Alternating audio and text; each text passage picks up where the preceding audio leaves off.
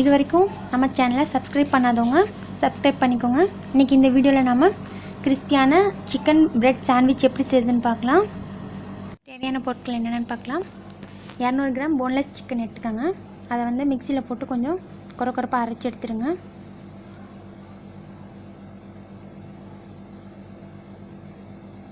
Bread slices ஒரு packet அளவு எடுத்துக்கலாம். பொடியாக நறுக்கிய பெரிய வெங்காயம் 4, 2 தக்காளி அதை வந்து மிக்சியில் போட்டு அரைச்சி எடுத்துக்கலாம். மிளகாய்த்தூள் 1 டீஸ்பூன், மஞ்சள் தூள் 1/2 டீஸ்பூன், உப்பு தேவையான அளவு, கொத்தமல்லி இலைகள் சிறிதளவு,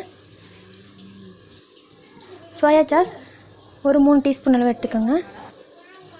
நெய் நம்ம ரோஸ்ட் பண்ணுறதுக்கு தேவையான அளவு எடுத்துக்கலாம். இது மாதிரி ஒரு பவுல் எடுத்துக்கலாம். பவுலில் இப்போ நம்ம நைஸாக சாப் பண்ணி வச்சுருந்த சிக்கனை போட்டுடலாம். ஆனியன், நம்ம சாப் பண்ணி வச்சுருந்த டொமேட்டோ,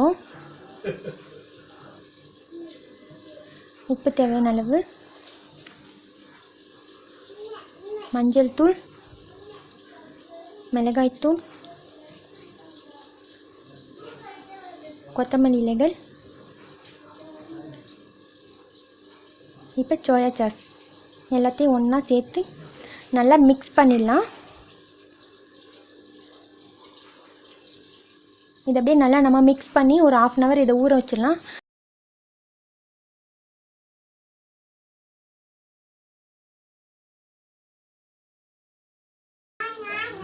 இப்போ 1/2 hour ஊறிடுச்சு. அதுக்கப்புறமா நம்ம அதை எடுத்து ஒரு அடுப்பில் வானல் வச்சுக்கலாம். தேவையான அளவு எண்ணெய் சேர்த்துக்கோங்க. எண்ணெய் சேர்த்துட்டு நம்ம அந்த ஊற வச்சிருந்த மிக்ஸ் இருக்குல்ல அதை போட்டு வதக்கிடலாம். நம்ம சிக்கனை வந்து நல்லா சாப் பண்ணி போட்டிருக்கனால நல்லா ஜூஸியான நம்மளுக்கு சாண்ட்விச் கிடைக்கும். இந்த மாதிரி நல்லா வதக்கிட்டு கொஞ்சம் நேரம் அதை நம்ம ஒரு 10 நிமிஷம் சிம்மில் வச்சு மூடி வச்சிட்டோன்னா சிக்கன் எல்லாம் வெந்து கிரேவி ஆயிடும்.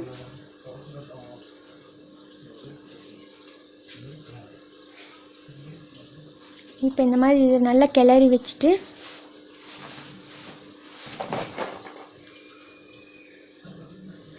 இப்போ இந்த ஸ்டஃபிங்கை நம்ம ஆற வச்சிடலாம். கொஞ்சம் நேரம் ஆறட்டும். ஆறினதுக்கப்புறமா நம்ம பிரெட் ஸ்லைசஸ் எடுத்து அது மேலே நம்ம எல்லா பக்கமும் இருக்க மாதிரி நல்லா சேமாக பரப்பி விட்டுடலாம்.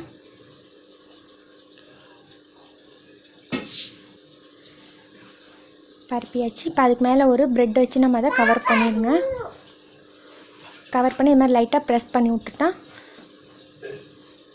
இன்னும் நம்ம சாண்ட்விச் ரெடி ஆகிட்டுருக்கு. இதே மாதிரி எல்லா ப்ரெட் ஸ்லைசஸும் சாண்ட்விச் வச்சு ரெடி பண்ணிடுங்க. இப்போ நம்ம ஒரு அடுப்பில் ஒரு தவா இல்லைன்னா தோசைக்கல் எடுத்துக்கலாம். அதில் நெய்யை ஊற்றிட்டு அடுப்பை வந்து மீடியமாக வச்சுக்கோங்க. ரொம்ப ஹையில் வைக்க வேணாம், கருகிரும். மீடியம் இல்லைன்னா சிம்மிலே வச்சு நம்ம இது செய்யலாம். இந்த மாதிரி எடுத்து ப்ரெட் வச்சிடலாம். ஒரு 5 நிமிஷம் கழித்து இதை நம்ம மேலே கொஞ்சம் நெய் தடவிட்டு திருப்பி போட்டுடலாம்.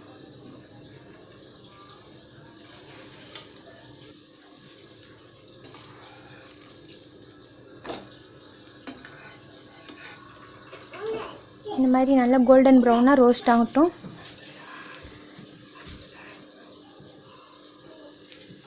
இப்போ நம்மளுக்கு சூப்பரான சாண்ட்விச் ரெடி ஆயிடுச்சு.